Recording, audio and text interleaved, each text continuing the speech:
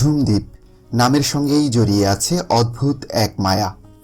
সম্ভবত সেই কারণেই ভ্রমণ পিপাসু পর্যটকদের কাছে ব্যাপকভাবে পরিচিতি পেয়েছে নোয়াখালীর সর্বদক্ষিণে বঙ্গোপসাগরের কোল ঘেঁষে জেগে ওঠা এই দ্বীপ। কয়েক বছর আগে নোয়াখালীকে নিঝুম দ্বীপের দেশ হিসেবে স্বীকৃতি দেওয়া হয়। তখন বলা হয়েছিল নিঝুম দ্বীপ ঘিরে গ্রহণ করা হবে নানান প্রকল্প, যাতে আরও বেশি আকৃষ্ট হবেন পর্যটকেরা, আয় বাড়বে সরকারের। কিন্তু বাস্তবে কিছুই হয়নি। নিঝুম দ্বীপের কপালে জুটেছে শুধুই অবহেলা।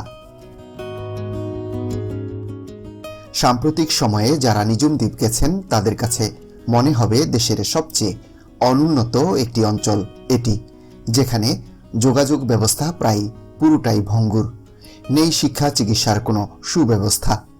ঘুরতে যাওয়া কেউ যদি হঠাৎ গুরুতর অসুস্থ হয়ে পড়েন, তাকে চিকিৎসার জন্য ছুটে যেতে হবে প্রায় ৪৫ কিলোমিটার দূরের উপজেলা স্বাস্থ্য কমপ্লেক্সে, কিংবা আরও ৭০ কিলোমিটার দূরের জেলা শহরের কোনো হাসপাতালে। দ্বীপে নেই তেমন কোনো ভালো যানবাহনও।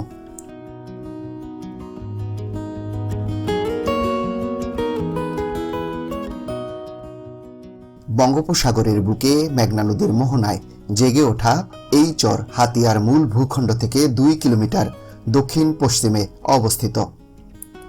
চর ওসমান, কামলার চর, পালকির চর, চর কবিরা, মৌলবীর চর সহ ছোট বড় ১১টি চর নিয়ে নিঝুম দ্বীপ। পুরো চরের আয়তন প্রায় ১৪,০৫০ একর। ১৯৪০ সালের দিকে ধীরে ধীরে জেগে ওঠে দ্বীপটি। এরও প্রায় ১ দশক পর দ্বীপে মানুষের আসা যাওয়া শুরু হয়। তবে ১৯৭০ সালের ঘূর্ণিঝড়ের আঘাতে দ্বীপের প্রায় সব মানুষ মারা যান। দ্বীপটি হয়ে যায় জনমানব শূন্য। এরপর এর নাম হয় নিঝুম দ্বীপ।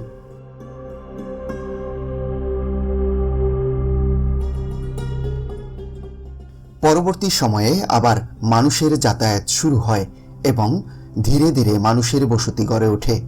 ক্রমে তা বাড়তে থাকে। তখন দ্বীপটি ছিল হাতিয়ার জাহাজমারা ইউনিয়নের একটি ওয়ার্ড। ২০০১ সালের ৮ এপ্রিল দ্বীপটিকে জাতীয় উদ্যান হিসেবে ঘোষণা করে সরকার। আর ২০১৩ সালের হাতিয়ার জাহাজমারা ইউনিয়ন থেকে আলাদা করে নিঝুম দ্বীপকে করা হয় স্বতন্ত্র একটি ইউনিয়ন। এই ইউনিয়নের জনসংখ্যা প্রায় ৩০,০০০। বেশিরভাগ মানুষের জীবিকা মাছ ধরা। নিঝুম দ্বীপে একদিকে শুরু করা হয় ম্যানোগ্রোভ বৃক্ষরোপণ, অন্যদিকে ভূমিহীনদের বসতি করার জন্য দেওয়া হয় জমি বন্দোবস্ত। শুরু হয় বন উজাড় করে বসতবাড়ি, ফসলের মাঠ তৈরির উৎসব।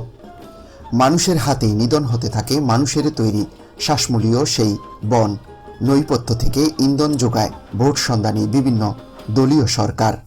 এভাবে উদ্যানের অস্তিত্ব বিপন্ন হতে থাকে। অথচ জাতীয় উদ্যান ও সংরক্ষিত বনের আইন অনুসারে এগুলোতে বসতবাড়ি, চাষাবাদ দূরের কথা, বনের গাছের পাতা ছেঁড়া, এমনকি ছাল বাকলা তোলাও অপরাধ। ১৯৭১ সালের পর সরকার একদিকে নিঝুম দ্বীপে বন তৈরির উদ্যোগ নেয়, অন্যদিকে ভূমিহীনদের জন্য জমি বন্দোবস্ত দেওয়ার সিদ্ধান্ত নেয়।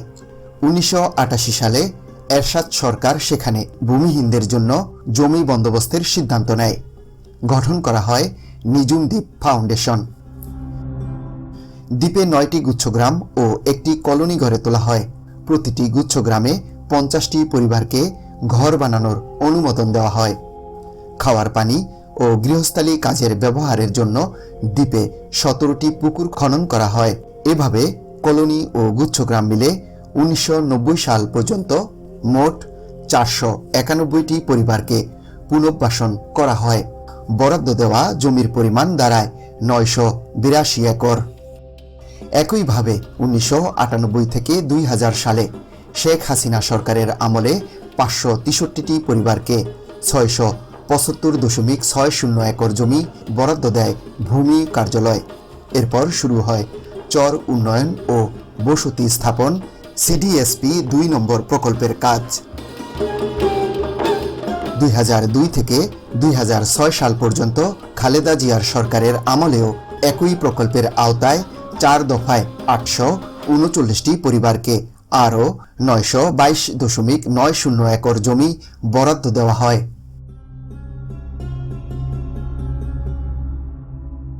2008 সালে আবারও আওয়ামী লীগ সরকারের আমলে নিজুম দ্বীপকে 9টি ওয়ার্ডে ভাগ করে ইউনিয়ন ঘোষণা করা হয়।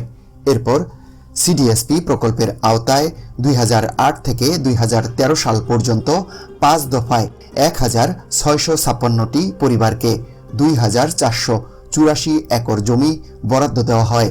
এইভাবে বাড়তে বাড়তে বরাদ্দ দেওয়া মোট জমির পরিমাণ দাঁড়ায় 5064.50 একর।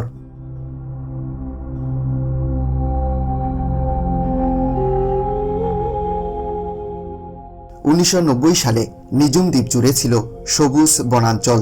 পরের 10 বছরে তা 1/3 কমে যায়। 2011 সাল নাগাদ প্রায় অর্ধেক বন ধ্বংস হয়ে যায়। আর 2020 সালে এসে বনের অস্তিত্ব হুমকির মুখে দেখা গেছে।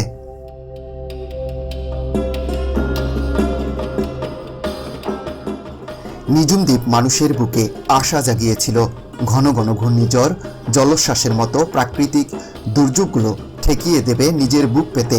কিন্তু আজ যেদিকে চোখ যাবে চারদিকে শুধু ধ্বংসলীলা।